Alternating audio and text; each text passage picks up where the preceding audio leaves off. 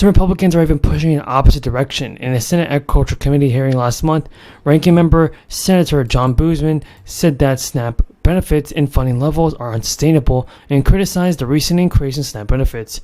The total SNAP program cost is now nearly double what it was 5 years ago. Last month, Representative Mike Gaetz published a letter of 5 other members of the far-right House Freedom Caucus advocating for increasing requirements for SNAP recipients. Despite that, House Republicans will reevaluate SNAP benefits as part of the Farm Bill process.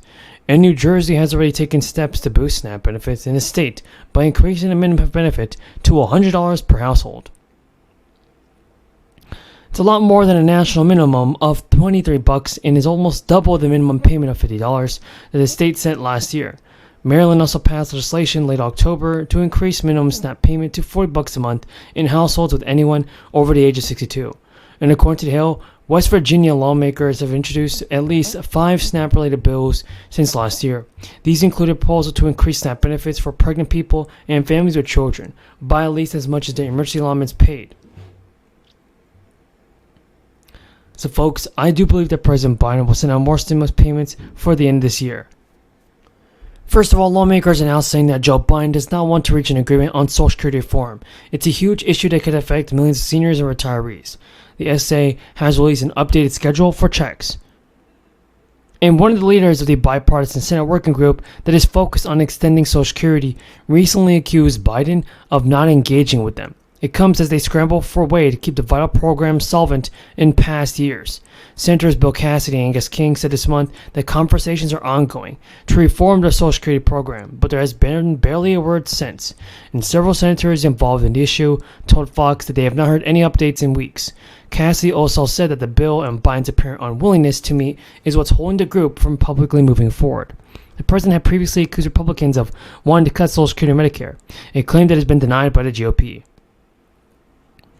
Even as Senate aide told Fox, there has been multiple requests from both sides of the aisle to meet with President Biden, and there have not been anything yet. The aide stressed that the group was bipartisan, and its membership is in the double digits. Mitt Romney shared his thoughts on the issue. He stated it's one of the topics he'd like to see addressed because we're not seeing cuts for anybody that's in retirement or near retirement, and that's clear. He doesn't want that. Make sure that we have a system from a 25% cut, he said. And when a trust fund runs out in about a decade, it's our top priority. And Social Security checks for April are scheduled to go out. Payments are being distributed on a weekly basis, with payments going out on the 2nd, 3rd, and 4th Wednesdays of every month, depending on your date of birth. If you received Social Security before May 1997, or if you're receiving both Social Security and SSI, then here it is, because you will receive Social Security payments on April 3rd, and SSI was paid out March 31st. Because one of the biggest unknowns since the Federal Reserve started its historic rate hike campaign is how many jobs could be lost from the central bank's deliberate effort to slow down the economy. So far, the labor market has stayed white hot, with unemployment hovering at a half-century low. But Federal Chair Jerome Powell's acknowledgement on Wednesday is that the banking sector meltdown could lead to tighter credit conditions for households and businesses, which would in turn affect economic outcomes. And has critics reminding him of the human aspect of that would be millions of people out of work. The Fed's latest economic projections released on Wednesday were largely in line with those from its last forecast in December. In fact, the unemployment picture even grew a tinge less gloomy, with an estimated 2023 jobless rate of 4.5% instead of 4.6%, assuming no change in the labor force. Going from the current unemployment rate of 3.6 to 4.5% would mean this: 1.5 more million people will be unemployed by the end of the year. While the Fed's own estimates hint at some sort of stability, even the head of the central bank is quick to note that's far from the case, and economists say that uncertainty is heightened given the banking turmoil of the past 2 weeks. The Fed now is facing a trilemma of reestablishing price stability, minimizing unemployment, and restoring financial stability.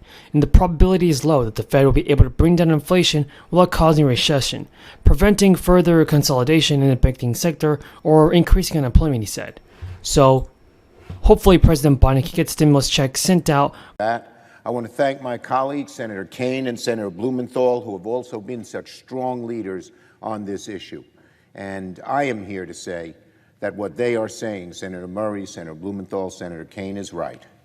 We need to do something in this country to lower child care costs and increase its availability. And I pledge to my colleagues and to the American people that I will keep working with Senator Murray and Natural Resources Committee has been meeting in recent weeks with Chuck Schumer to try to come to terms on a slimmed-down reconciliation bill. Manchin has been convening a bipartisan group to discuss a potential energy and climate bill. A Manchin spokesperson said the West Virginia Democrat continues to work with his bipartisan colleagues to find solutions that address our nation's climate and energy needs.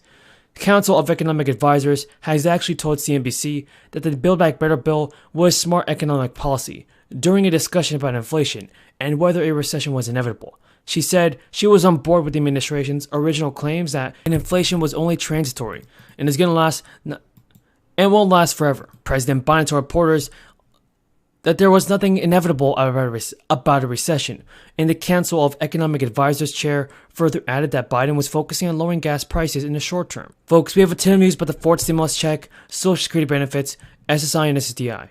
If you have any questions about this, feel free to leave them in the comments below. Stimulus programs are going to be approved very soon, and will stimulus checks be automatically deposited? Well, the bad news is that inflation just keeps coming. At more than 9% year on year, it has not been this high since 1980. There have also never been so many inflation surprises, where the data have come in higher than economists have forecast. This in turn is taking a heavy toll on the economy and financial markets. Central banks are raising interest rates, crushing equities, and consumer confidence in many places is lower than ever. But with paychecks stretched, budgets strained, and interest rate on the rise, there is still government help available. Temporary assistance for needy families is a major public assistance program that's federally funded and run by the states. How much you receive depends on the state. In Oklahoma, the max amount for an adult and 2 children can receive through cash assistance program is around $300 a month.